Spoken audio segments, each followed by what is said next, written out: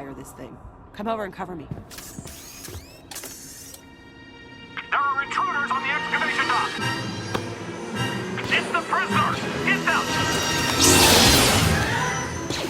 From the moment he sauntered onto the Tantive 4, Darth Vader became a cinematic icon overnight.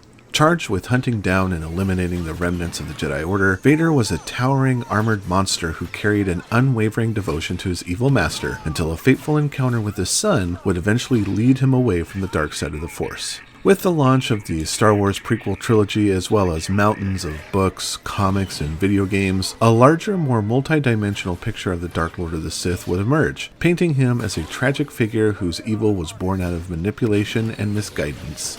Vader Immortal, a Star Wars VR series, is one of many media tie-ins that makes an attempt to dig deeper into the character and uncover his personal motivations. Originally developed for the Oculus VR headset, this episodic Star Wars adventure makes its way to the PlayStation VR. It's another immersive VR experience from ILM X Lab that has lots of cool factor, but also a few hitches in its get-along. Penned by filmmaker David S. Goyer, Vader Immortal is set in the catch-all gap that exists between Episode 3 Revenge of the Sith and Episode 4 A New Hope. After successfully nabbing a shipment of spice from the Hutts, the two-person crew of the Windfall, made up with yourself as a faceless protagonist and actress Maya Rudolph as the droid ZO-E3, the journey home is interrupted by an Interdictor-class Star Destroyer that pulls the ship out of light speed. Hanging low over the volcanic planet of Mustafar, the Windfall is escorted to a hangar situated underneath Vader's castle, which was briefly featured in the film Rogue One, A Star Wars Story. Sent to be interrogated by the big man himself, Darth Vader gives you an artifact to open as a test. As to be expected, the artifact reacts to the player's touch and reveals a small crystal key of some unknown origin and use. Vader and his near-cyborg crony leave you locked inside an interrogation room where a captive Mustafarian begs you to escape and prevent the Sith Lord from seeking out his prize.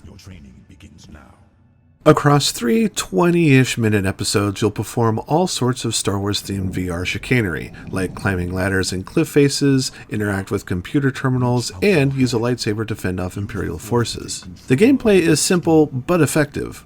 With Lucasfilm money backing up the project, you can expect some pretty moderate production values both in environments and gameplay. Like the asteroid the crew of the Millennium Falcon used to hide from Imperial pursuits, parts of this game are not entirely stable. Too often did I run into situations where I'd inexplicably find myself stuck inside a wall or structure with no way to get out. This was strange, considering that movement is locked to teleportation, where you point to a spot on the ground and press a button to jump ahead. The circumstances of getting caught in the environment like that always followed instances where my VR headset suddenly goes dark, displaying an icon of a character with a ring around its feet that held an arrow pointing around in a different direction. There's no explanation for what this icon means or what you're supposed to do with it.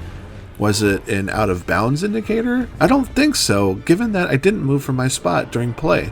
When the graphic would go away, that's when I would find myself looking ahead from the inside of a solid stone object, and the only way to fix it was to close the software and restart it. This only happened once in the first episode, but far more often in the other episodes, much to my great annoyance. Each episode brings with it different levels of VR interactivity. Although you'll pick up a lightsaber fairly quickly, the first episode has you doing a bit of grunt work as you splice terminals with a Hydra spanner, opening up panels to replace some circuitry to bypass locked doors, and climb your fair share of ladders and rocky outcrops. The second and third episodes get you more intimately involved with the art of Star Wars combat as you use the lightsaber to block blaster bolts and perform melee attacks while developing an affinity with the Force to move objects from one area to another before developing more aggressive attack-focused abilities.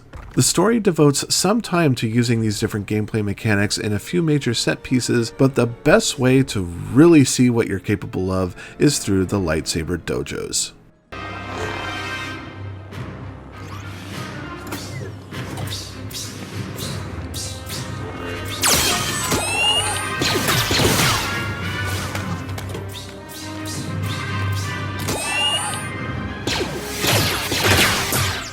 There are 3 different versions of the dojo that feature an escalation of activities. Initially, your rudimentary lightsaber skills are tested against remotes that fire laser bolts that can be deflected back at their user. By the time you've reached the 3rd episode, however, the child safety locks are removed, letting you glimpse the full power of the Force. Where you were once limited in your means to take down enemies, you'll be using your lightsaber and the Force in tandem, doing fun things like pulling a creature to you and slicing it in half with the energy blade, pulling a stormtrooper's blaster out of their hands and shooting them with it, and unleash unlimited power with limited Force lightning attacks. These combat exercises are timed and measure proficiency through how quickly you can defeat all targets in a single round. Penalties are given if you fail to deflect an attack, which, if missed 3 times, ends the challenge. The trick is to see how far you can go, moving up the ranks as challenges grow more and more difficult with each passing round. Every so often, the dojo will throw in an Unleashed mode that gives you a large number of aggressive foes to deal with. The later iterations of the dojo, and by that I'm really referring to the one in the final episode, are absolutely awesome. Even though you're fighting robots and troopers and squishy aliens, the thrill of wielding a lightsaber against them feels so very good. It's also a fantastic workout that will leave you sweaty and a little out of breath.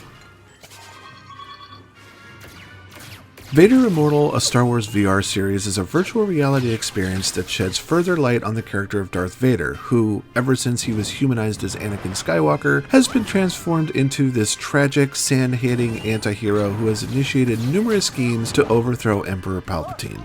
Darth Vader's activities on Mustafar lends the character some further pathos as he seeks a life-giving power, but if you didn't already feel bad for the man after his fiery mutilation at the hands of Obi-Wan Kenobi, then this isn't going to move the needle for you. What Vader Immortal excels at is showcasing really good Star Wars VR content, of which there has been far too little of outside of Battlefront's Rogue One VR mission and the upcoming Star Wars Squadrons. The dojo sequences are worth the price of admission because they offer pure gameplay using a VR control setup that is so immersive and fun that it makes you feel cool as you cut down droids and toss training remotes at unlucky stormtroopers. Darkstation gives Vader Immortal, a Star Wars VR series for the PlayStation VR, 4.5 stars.